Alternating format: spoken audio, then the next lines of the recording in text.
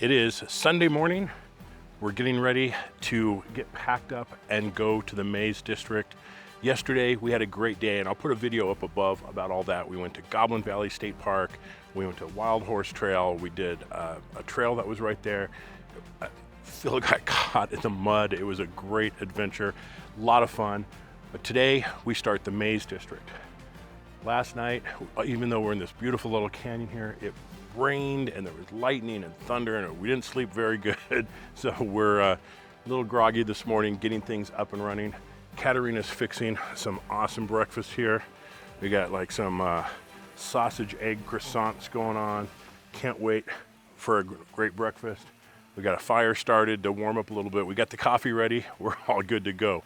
So we're gonna get packed up and we're gonna go hit the Maze District. Now, if you're not familiar with it, it is one of the most isolated roads that you can go on. There's 5 different campsites, and it took us a long time to get these reservations. And we did get, we had to go through the process of talking to the film department and getting all that stuff taken care of so that we could film in there with permission. So we got all that squared away. And it is in the middle of nowhere. There's no services. There's nothing for over 200 miles of travel that you're gonna do. So we've got a ton of gas, we've got a ton of water. I think we're well prepared. So stick with us while we hit the Maze District. We are starting our trek here. We are in Hanksville, Utah, at the Hollow Mountain. Let me show you this place. This thing is so cool. You got these dinosaurs, but this store is built into this rock here. Awesome place. We're getting all the gas filled up. We have got so much extra gas. This is a long trip. It's 250 miles of off-road, and you're gonna suck through some gas. I mean, look how much the back end of the Jeep is sagging right now with the weight of all the gas. We've got 2 3-gallon Rotopacks. We have 2 5-gallon jerry cans. We've got a 6-gallon gas can, and Phil and Dana have Rotopacks and gas cans. I'm carrying a lot of the gas, they're carrying our water, so we should do just fine on this trip. But from this point on, we have to be very careful about gas mileage. We can't waste a drop on the way. So let's finish getting gassed up. Let's get on the trail and head over to Poison Springs Road. Well, when you're coming here, there is a very, very quick turn off of I-24. You barely see it coming. You make the turn and you'll see the sign here. We are on Poison Springs Canyon Road. Where we're going is Sunset Pass. This is where our first campsite is, and then Flint Trail is going to be the main road with all the offshoots to the different campsites. So for us today, our goal is Sunset Pass, 35 miles up the road.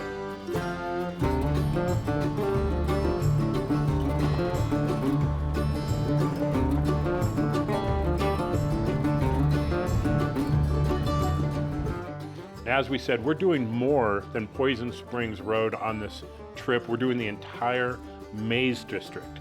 That's going to be 245.2 miles. We'll talk about how we get there later. But it's a long distance between gas stations. So we got to maximize our fuel mileage as much as possible. That means not airing down a whole lot like we're used to doing. And it also means running in 2-wheel drive whenever possible, and only using 4-wheel drive when absolutely necessary. Oh, I'm digging this. Down in this canyon here, we're kind of driving along the wash, but this is really pretty.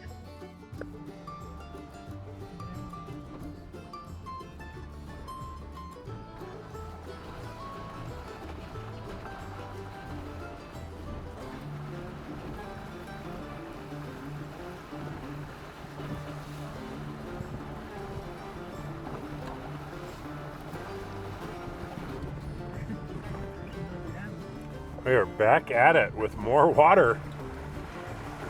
And this stuff is a gooey clay underneath. So any speed going through here is just flinging mud all over the Jeep. So we're trying to keep it slow because we don't want the trailer covered, because then it's a mess to get to stuff later on. But yeah, this stuff is just flying everywhere.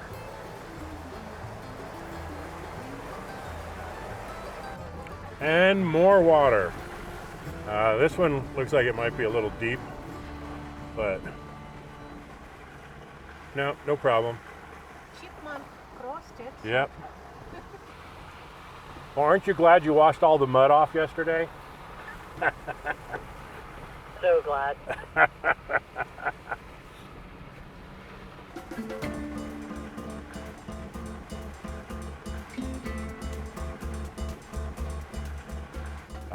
We have been in and out of the water so many times.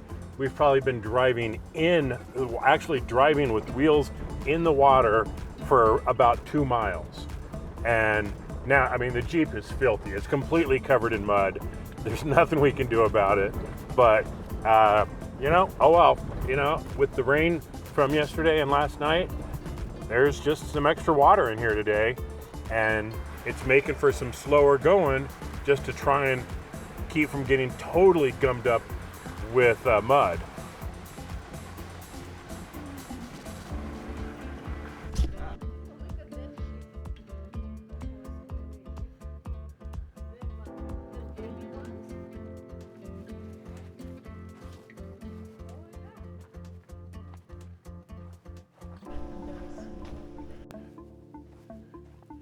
Yeah, pretty cool right here.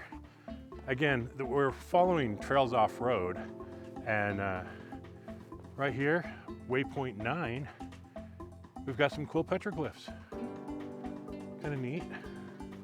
Now there's more around here that we can see, but I don't want to give away everything. So if you want to come out, check this out for yourself. Pretty cool.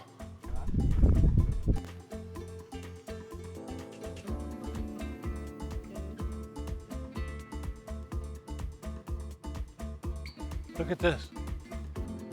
Dana, the two people. Oh yeah, holding up like shields. It's weird.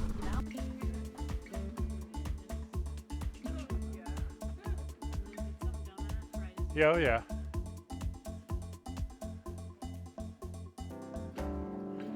Yeah, we may have picked up a little bit of mud already today, and we're only a couple miles into the trail. Now, right up on top there, kind of hard to see from this angle, we got a little tiny arch up there. Kind of cool to check out. Now, you'll be told that there's times of the year where this is impassable. And if you look at the side, this is how high the water can get, which would put the Jeep pretty much entirely underwater with the hood underneath the water. Even though we're on a 3.5-inch lift and 38-inch tires, it would by far be totally impassable going through here, as this can get, I would say in sections, anywhere from 4 to 5 feet deep. So we do have water. There's springs in the area that are feeding this. So there's water here most of the time, but in heavy rains, yeah, you do not want to be down here. Now, due to the fact that this section can get very, very deep, and there's a major river crossing ahead, before you start Poison Springs Road, call the Hans Flat Ranger Station and get current trail conditions. It's vitally important that you know that you can get through the trail in one piece. Now we're 9 miles in right now. We're doing good, and the views here are amazing. The deep canyons that you're in, and now look at this in front of us. Absolutely gorgeous. So cool. And I'll tell you, if you like water crossings, you're gonna love this trail, because you spend miles upon miles upon miles in the creek. So, and now we're constantly having to look and like, okay, where's the road? Oh, it's across. Gotta go across the water. Then you're in the water. You spend a lot of time in the water on this trail.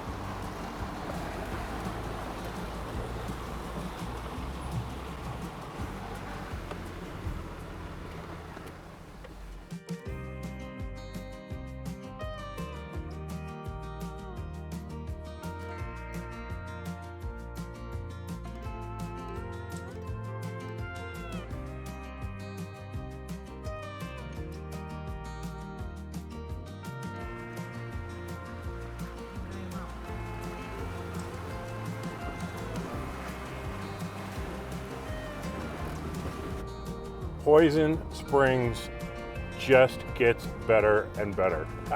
From the deep canyons to open meadows to this amazing view in here. This kind of reminds me of like Hey Joe Canyon when you're inside of it and you see these big cliffs all the way around you. Just absolutely stunning. Now up ahead here is an intersection. To the left, you head over to Black Jump, which is an awesome slot canyon to go do. We didn't budget time for that today, so we're gonna skip that and continue to the right to stay on Poison Spring. But as cool as this area is, there is no doubt that we will be back here someday.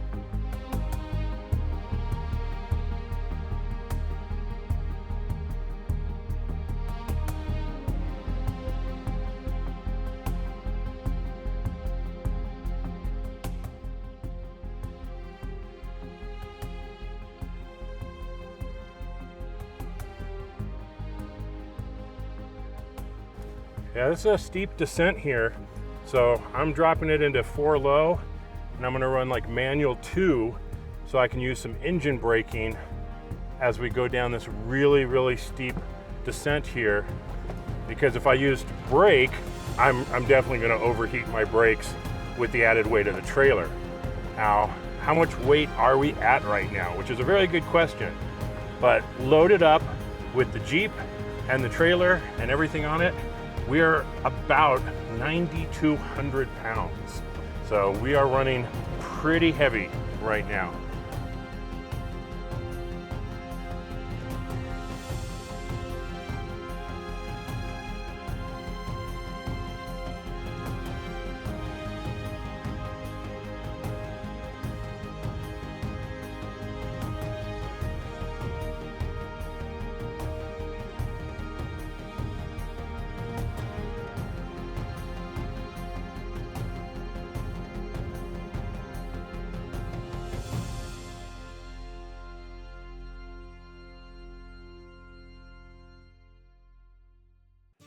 Now here we're coming up on the Dirty Devil River. You have to be very careful here because the water flow can be pretty crazy, which is why you want to call the Hans Flat Ranger Station first. And we have 3 things we have to deal with here. We have to deal with the deepness of the river, we have to deal with the quicksand on the edges, and how steep it is coming out of the water. So we're gonna send Phil across first to get a gauge for it to see if we can make this across with our trailer.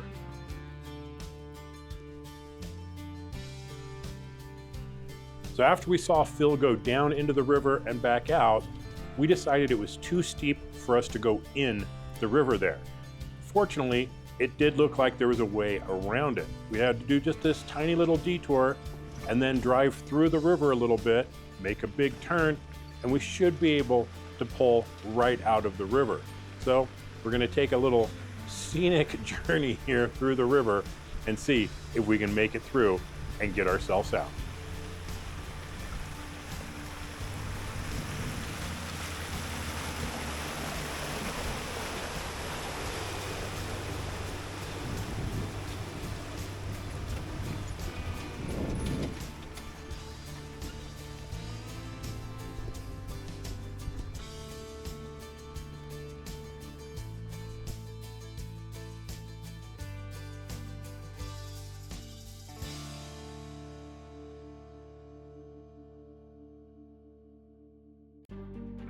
With the river behind us and the ridge in front of us, we can't wait for some more breathtaking scenery.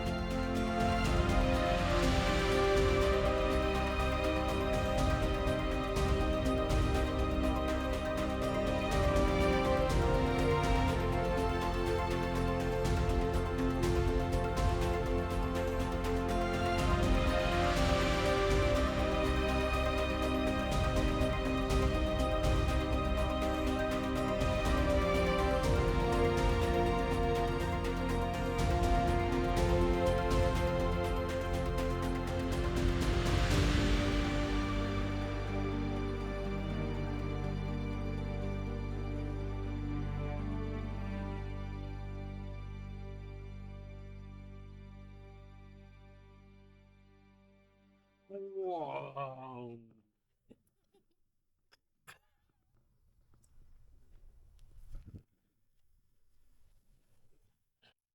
We've got ourselves a giant sinkhole here. Just let me give you a little perspective there. You can see how big this thing is compared to a Jeep. Yeah, we'll get Philip to walk up to it for perspective. 6 feet tall. And it's probably 12 to 20 feet deep at this point. So we don't recommend you, trying to wheel over it, is what we're saying.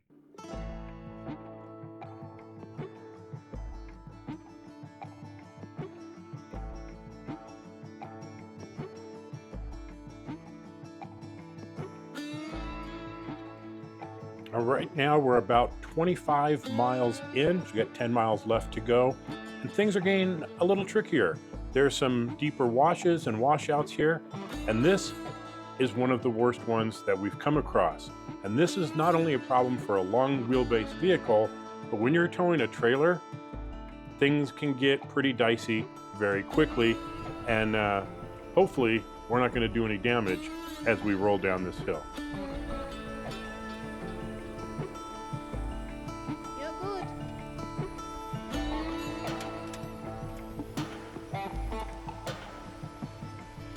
Okay, hold on. Careful. Careful, you're digging the ground. Okay, you're digging very bad. Okay, keep going. You're out.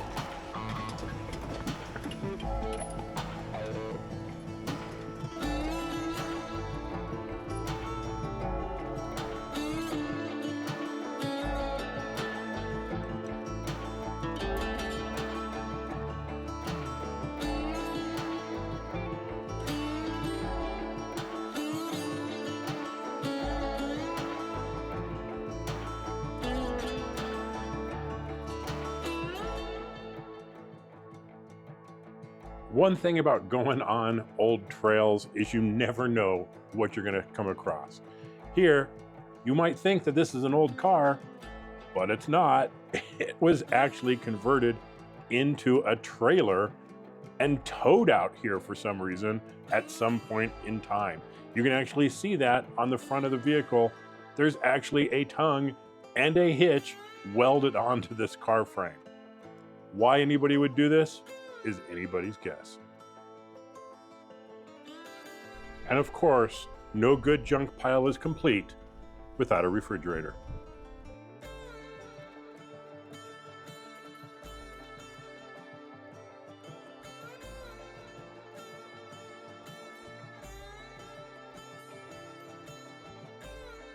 As you notice that saddle in the ridge in front of us, we have to get to the other side of that.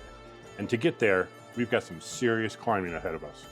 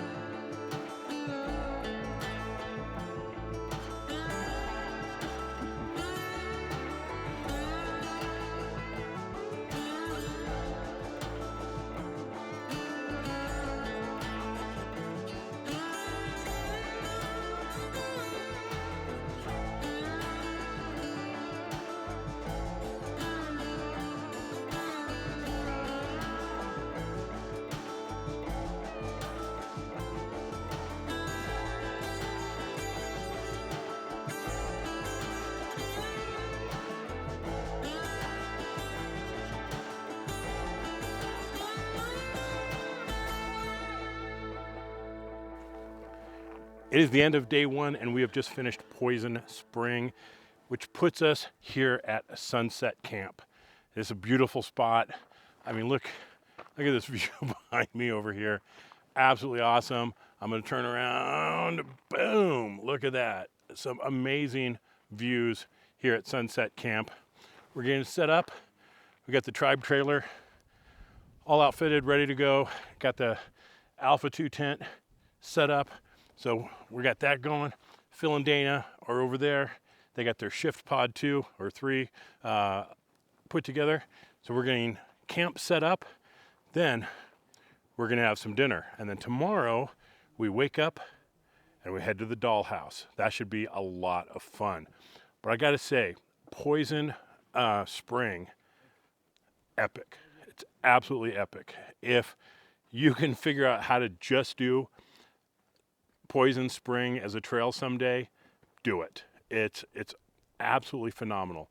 There's elements of Elephant Hill, Lockhart Basin, just almost any good trail. Just all of Moab and everything else. It's just amazing. The views are staggering. Let's talk about gas. That last stretch, we had some huge climbs that we had to do.